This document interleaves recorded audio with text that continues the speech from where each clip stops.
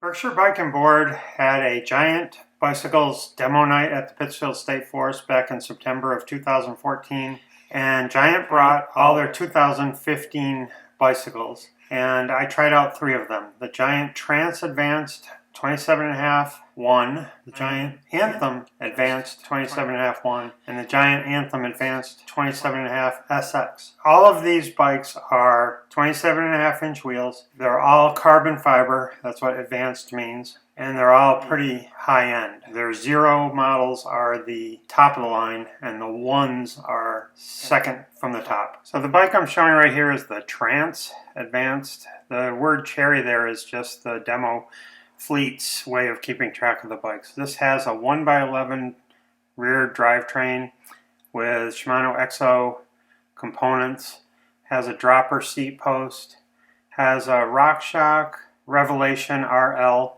120 to 140 millimeter adjustable fork. This bike only weighs 26 pounds 10 ounces. That's a size large with a water bottle cage and pedals. It's just amazing how light this bike is. This is how easy it is to change the fork from 120 to 140 millimeters of travel. You just turn that knob. The rear shock has only 2 positions. One for going downhill, fully unlocked, and one for more climbing and regular trail riding. The brakes are extremely strong, very, very strong, almost too strong for my liking. See that little knob to the inside? I think you can adjust the reach with that. And you can adjust how far away the pads are from the rotors. Right there is the dropper seat post lever.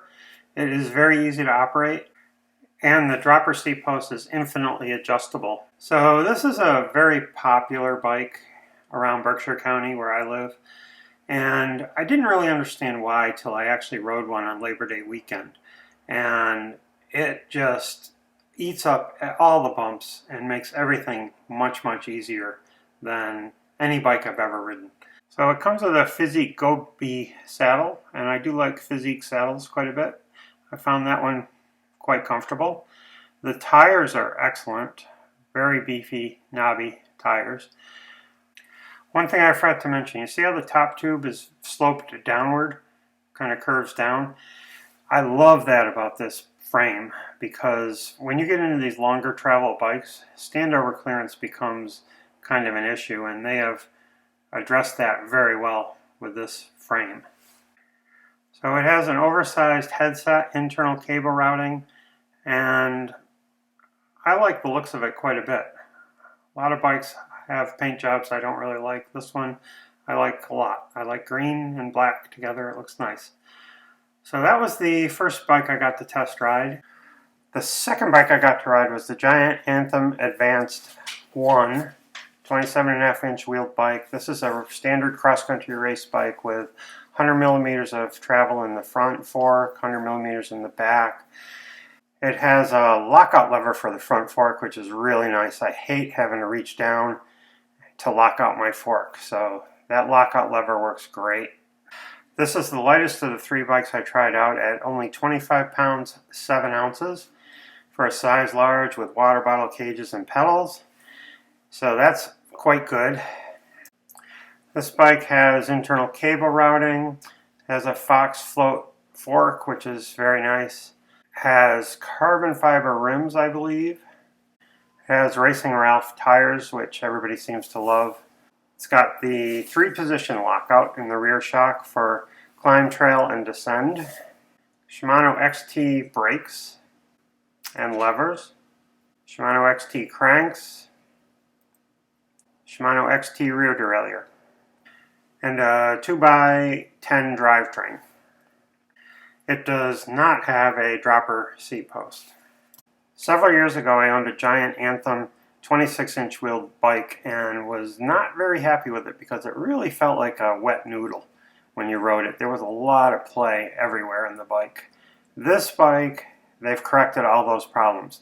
They've put a 15 millimeter through axle in the fork, and they have an oversized steerer tube, which really has stiffened up the front end.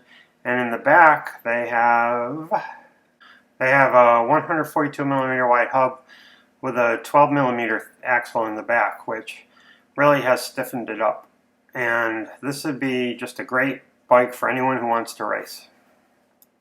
The final bike I rode that day was the Giant Anthem Advanced SX. This bike is essentially the Anthem frame, but with a 120mm front fork instead of a 100mm fork. It has a 1x11 drivetrain, which lightens it up a bit. It does not have remote lockout, but it does have a remote dropper seat post. It has SRAM guide brakes, which felt great. It has the RockShox 2-position lockout, so wide open or locked out. And there's a girl around here who is riding her bike completely unlocked and is doing amazingly well. She has the Giant Lust Zero, and since getting that bike, she has been breaking many of the Strava records for women on various trails around here. But she's also coming very close to the men's times. But she's riding the bike unlocked, both up and downhill. It seems to be working out quite well for her, so I'm going to have to try experimenting with that. Anyway, back to the Anthem SX. It has a 1x11 drivetrain with Shimano XO components, including a carbon fiber crankset. Just a great setup. I like it a lot. So this bike, with some kind of platformish Shimano pedals, a water bottle cage, and some little bell, weighs in at 25 pounds, 12 ounces. That is phenomenal. That is a great weight for a bike with a 120mm fork. So how did it ride? I got to demo this bike the day after I did the Vermont 50-mile mountain bike race, so I was pretty tired. And I went out on the trails and I decided to try to get a fast time on a couple segments.